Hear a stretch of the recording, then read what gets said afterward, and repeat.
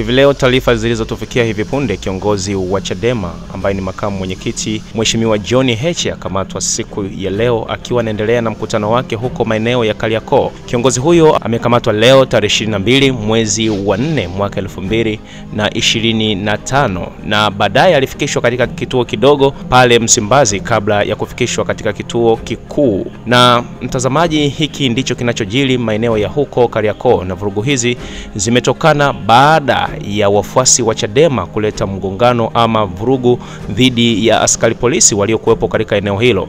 Na ikumbuke kuwa kiongozi huyu alikwisha kufungua mkutano wake kwa dakika 5, lakini baada hapo ndo ikazuka ile sintofahamu ambayo imepelekea vurugu za kuweza kupelekea haya yote, na hiki ndicho kinachojiri maeneo ya huko. Video hii hapa, endelea kutizama. Karibu tena, tukutane wakati mwingine.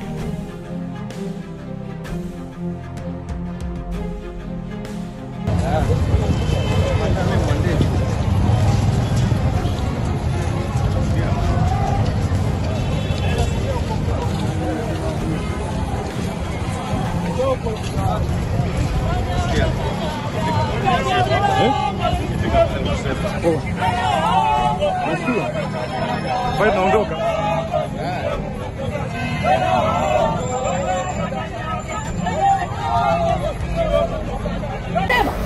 Kuja kufanya mkutano wa hadhara.